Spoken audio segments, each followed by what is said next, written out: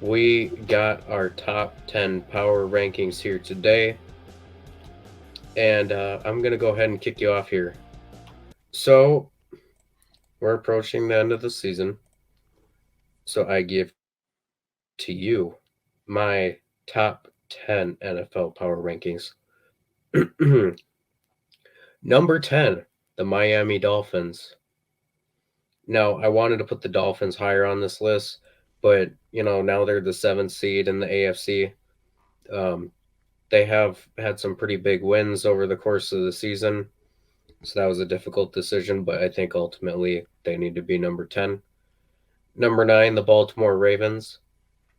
The Baltimore Ravens were in first place just last week, but them losing Lamar Jackson has really hurt them, so they are number 9. Number 8, a team that's really been on the rise as of late, starting to get some players back that were injured, the Los Angeles Chargers. And at number 7, the first NFC team that I have on here, the Minnesota Vikings. So the Vikings, at one point, I did have them number 1 after they beat Buffalo, but then the next week they got smoked by Dallas. So you take out that one loss to Dallas. That's obviously a big black eye, but they could be a lot higher in my opinion if they would have just beat the Cowboys, but instead they didn't. And that brings me to number 6, Dallas Cowboys. Like I just said, they smoked the Vikings on the road. They've been playing pretty well, but as of the last couple weeks, they nearly lost to the Texans when they were 17-point favorites, and they actually did lose to the Jaguars in overtime. So that's why the Dallas Cowboys are 6.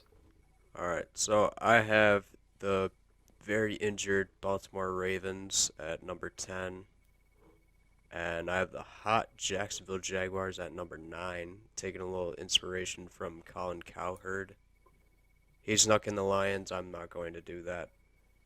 And then at number 8, I have Cincinnati Bengals. At number 7, I have the Dallas Cowboys. Just feel like the reason I have them here is because I just feel like they're really a weird team. Mm-hmm. For some reason, they just can't win the games they need to, and I'm pretty sure it's gonna haunt them in the playoffs. And then I got the Vikings at 6. Ooh. All right. So for my number 10, and before I say it, I really wanted the Jets to be in this. Me too. I know the record isn't doesn't really show the type of team they are because of the whole quarterback controversy thing. Hey, But Zach Wilson. Zach Wilson just bought the entire offensive line motorcycles. yeah, well, He's we'll trying to see if buy that his way. changes He's anything. trying to buy his way into the team chemistry.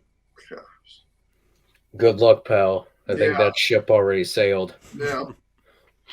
But with that being said, I can't include the Jets, and honestly, I have the Jacksonville Jaguars at number 10. Now, I know their record isn't very good, but they've been balling. And they just beat the freaking Dallas Cowboys. So I got them at number 10. At number 9, I have the Miami Dolphins. Um, I don't really have much to say about them. I just feel like their offense is super overpowered. It's got a lot of speed. The rest of the team, I don't know, it's pretty structured. But I got them at number 9. Um, at number 8, where is it? Oh, I'm sorry. Yeah, at number 8, I have the Los Angeles Chargers. I know they've been struggling, but I do believe Justin Herbert is a top 10 quarterback in this league still, despite his statistics and whatnot. He's still a gunslinger. And I know maybe the coaches have not been helping him as much this year, but he does have the offensive firepower to make this team roll. and win games. Where am I? Number 7, right? Yep. At number 7, I have the Baltimore Ravens. As Lamar, I feel like as soon as they get Lamar back, they'll be just fine. As soon as they get Lamar, their whole offense runs through Lamar. Obviously, Tyler Huntley is not Lamar Jackson, but he can make it work. Once Lamar's back, that offense is going to be rolling like usual. And then at number 6, I have the Minnesota Vikings. I personally left the Chargers off this list because I don't think they're good enough to make it. Like, even if they make it in the playoffs, I don't think they'll make it to past the first round. I think Brandon Staley is holding them back a ton. Yeah. And yeah, I mean, all the pieces, you'd put them together, and you're like, why is this team not even like within a game or two of Mahomes and the Chiefs? Yeah. I mean, we all know they have the roster to do it. Their defense is stacked, their offense is really good elite pieces, but it's all going to come together at some point, right? I know the coaches don't. What? Next year? It could happen this year. It could happen this year. I mean, there's still a couple of weeks left for it to happen. TikTok, Justin.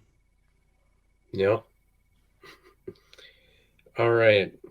My top 5 here. Coming in at number 5, a team.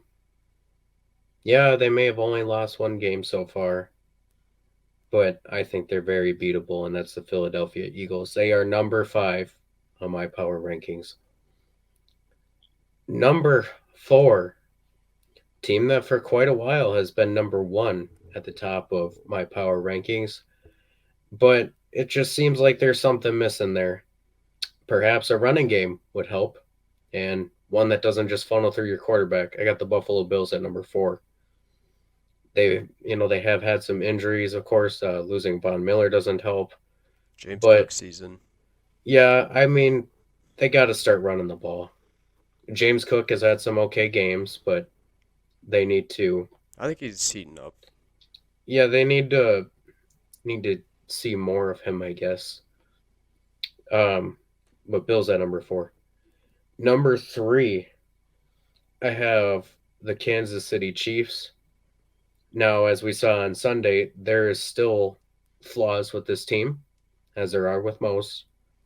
One of the flaws apparently seemed to be that they were just flat, which I don't know how you can come out of the gates just flat, even against the bad Texans team.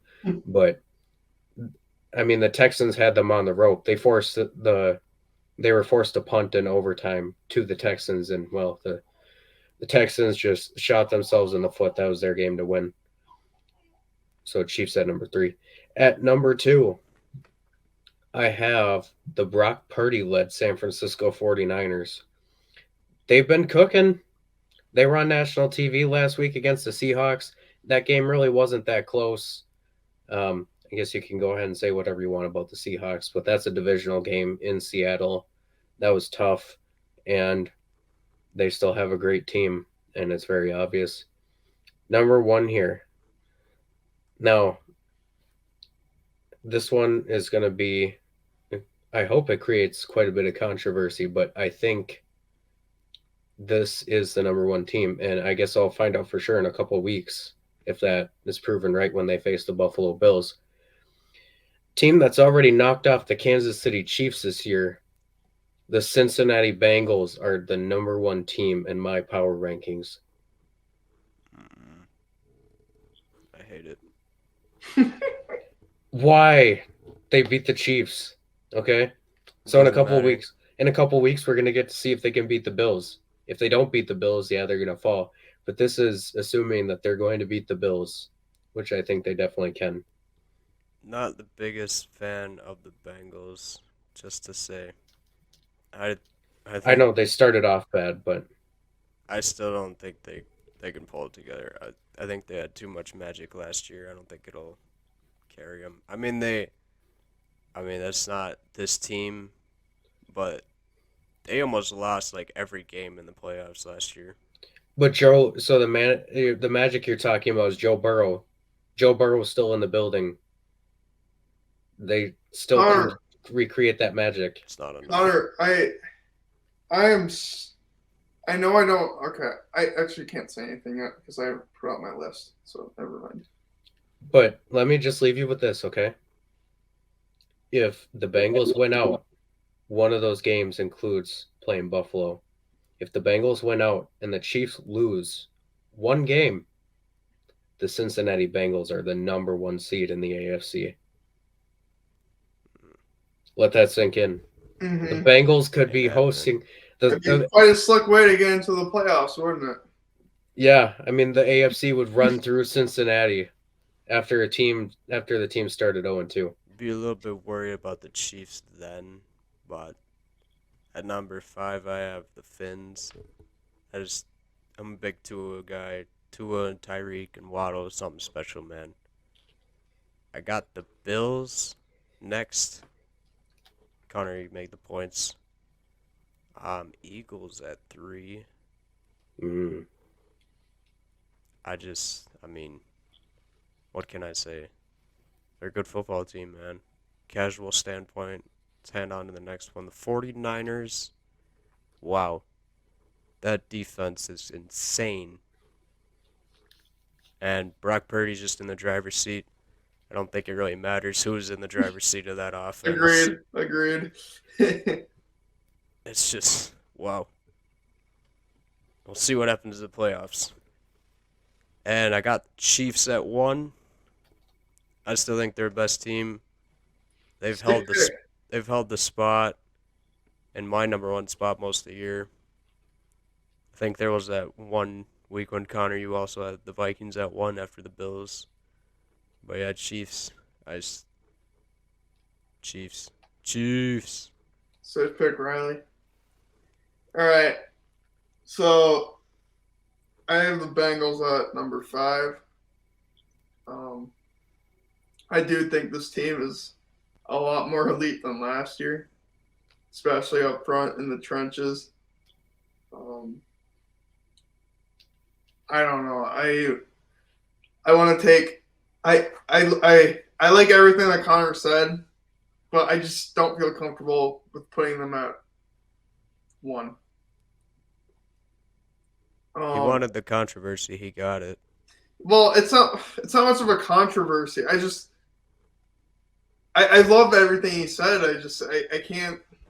It's only a controversy if they lose to Buffalo. If they beat Buffalo, they will have knocked off the Buffalo Bills and the Kansas City Chiefs. I mean, what else can you say about that? Mm-hmm. Honestly, I can't say anything. I'll say it once I'm off my list. Okay. Number 4, I have Philadelphia Eagles. I don't think.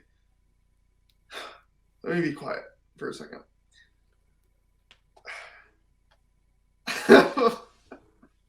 Oh, I don't like the Eagles. Okay. But I like them a lot better than I like the Cowboys. So here we go. I think we're going to find out on. Is it Sunday they play? Yeah. I think we're going to find out on Sunday if they're the real deal or not. Because if they can't play without Jalen Hurts, they're frauds. That's all there is to it. I've been saying it all season long. I believe they're frauds. They almost lost to the Colts. They almost just lost to the Bears. I think they're frauds if they can't win this game. They've been grinding my gears all season long. Got that off my chest. Moving on. At number 3, I have the Bills. They need to clutch up. They've led up all this hype in the offseason to like they know what they are. Everyone knows what they are. The Bills are the team everyone wants to beat. If they say, "Oh, we can beat the Bills," then we're Super Bowl eligible. That's what everyone thinks. So I have the Bills at number 3. They need to stick to their expectations and play a lot better. They can't lose games like to the Vikings or to the. I know they're division opponents, but to the Jets. They need to play a lot better than they've been playing. Especially to Miami. I mean, you're in what I don't know how cold it was, but you're in a blizzard playing Miami. Like that game should be over right away. That's very true. Yeah, it should have been a lot bigger deficit than it was. Definitely. At number 2, I have the Chiefs. I honestly think that whole team is ran by Patrick Mahomes. And with that being said, he's my MVP for this season. How about some Jerick McKinnon? You like some Jerick McKinnon? Yeah, he's a great addition. I love me some Jerick McKinnon. Mm-hmm. Vikings legend Jerick McKinnon. Okay, and my number 1 team, you guys are probably not going to like this. It's the San Francisco 49ers. I can get behind that. I can get behind that. But, okay, I just got a question. Is there a team that stuck out to you guys that wasn't in that list? Not really one that stuck out that wasn't in the list. I guess when you said that you thought that we weren't going to like it, I honestly thought you were going to pull something really shady, like throw the Lions in there at number 1. But no, I can't do that. I'm glad you didn't. Yeah, like Riley brought up Cowherd throwing the Lions in there.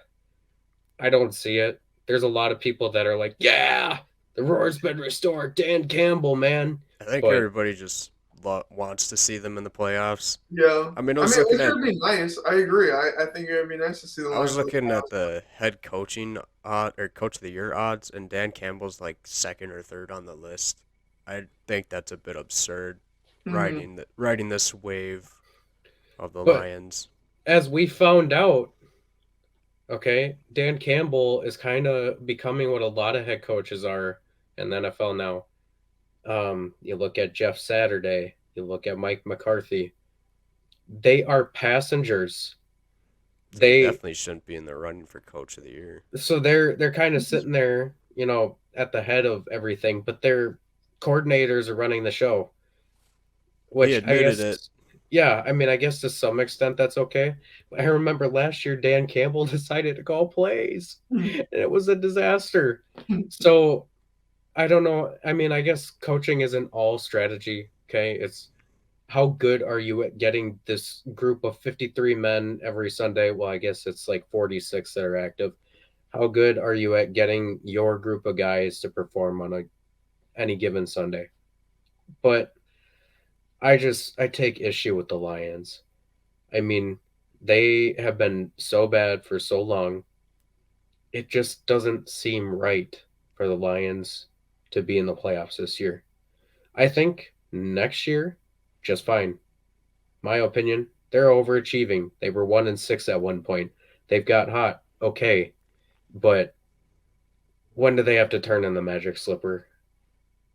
I mean, it's just a matter of time. They'll try to, though, because they feel Jared Goff is more than just a bridge QB. I agree with that statement. So Jared Goff has been good this year, but here's my opinion. So this is getting way down a rabbit hole here. This could be a whole offseason discussion. So if the Lions really think that they're that good, this is the last year of Rams draft picks that they're going to get. So they're going to have the Rams draft pick. It's going to be a top 10 pick for sure, maybe even top 5 at this point. When else are you going to have the opportunity to go up and grab the quarterback? I mean, that's the thing. I think this about quite a few teams. I mean, if you look at Seattle, they got a couple first-round picks. If Jalen Hurts would have had a bad year, I would have said the same thing for Seattle. It's like they're playing too good for them to look at their situation and go, okay, we need to find a long-term solution here, because that rookie contract is very valuable when you can build out the rest of your team instead of paying Jared Goff $27 million to run your offense. I mean, there's a lot of other things you could do with that money, in my opinion. So if I'm Seattle, if I'm Detroit, I'm at least taking a shot at the quarterback. I mean, you got 2 first-round picks, and both of them are probably going to have a top 5 pick. So you might as well go get them because you don't know when you're going to have a pick this low again. Or this I high, I mean, guess. the fact that Geno just made the Pro Bowl, where does that send them into thinking that? So the Seahawks started off hot. I don't think they're as good as they once were. So if you look at the playoff picture right now, they're on the outside looking in. So I think what you need to do is you need to realize we overachieved this year. And I think there's a few teams that fall into this bucket. I mean, you look at the Lions, you look at the Giants, the Jets, teams like that where they overachieved this year. So I think overachieving shouldn't make you look at your situation and go, okay, since we overachieved this year, it should make us want to go out and try to speed up the process. No, you shouldn't do that. You should just realize that you need to stick to your plan and your timeline, in my opinion. All right. Well, I'm glad you got that out, Connor. But what I was asking was there a team in your guys' list that was not in mine? I believe. Did you have the Ravens? Yep. I mean, think you guys had the Chargers and I didn't, and I stated why. So. What both of you had. so I don't you think there was. so you had the Jaguars in there, so there was a team that you had that I didn't. Oh yeah. You didn't have Miami, did you? I did. You had Miami. Did you I think have it was just Jacksonville.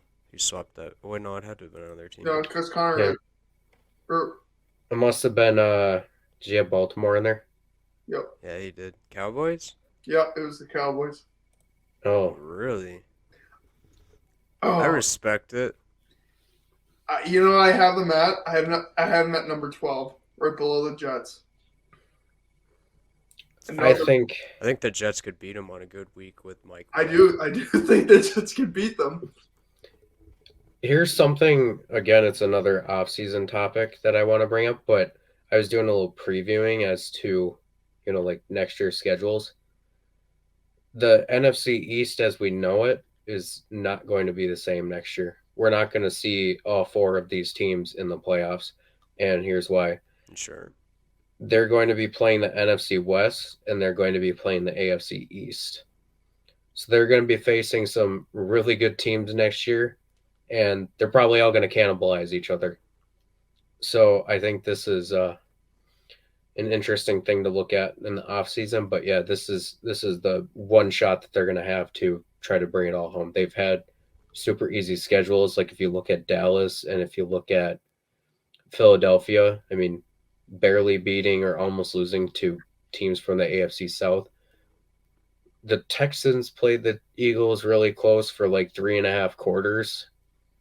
And then, like Braden, you said, Eagles beat the Colts by 1 point. So, Same said by the Cowboys. yeah. I mean, both. I think that whole division.